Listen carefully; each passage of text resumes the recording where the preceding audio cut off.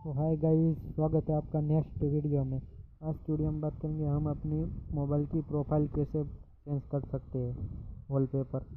इसके लिए हमें अपने सेटिंग पर आ जाना है। हमें अपनी सेटिंग पे क्लिक करने के बाद यहाँ पे आपको आ जाना है डिस्प्ले पे आ जाने के बाद यहाँ पे आपको वॉलपेपर का ऑप्शन मिलेगा नीचे। यहाँ पे आपको क्लिक करना है वॉलपेपर पे। यहाँ से आप गैलरी गो, यहाँ से आप कर सकते हैं वॉलपेपर या फ़ोटो से भी आप कर सकते हैं। तो हम वॉलपेपर से करते हैं। यहाँ से आप ये देखिए दोस्तों, यहाँ पे आप कोई भी कर सकते हो। तो मैं भी अपना चेंज कर रहा हूँ, तो अभी मैं यहाँ पे ये सिलेक्ट करता हूँ। यहाँ से आपको ऑप्शन पूछेगा होम स्क्रीन या लॉक स्क्रीन, तो हमें यहाँ पे दोनों पे रखना है। तो हम यहाँ पे तीसरा ऑप्शन करेंगे, होम और स्क्रीन दोनों पे। तो यहाँ पे हम यहाँ पे बैक चलते हैं।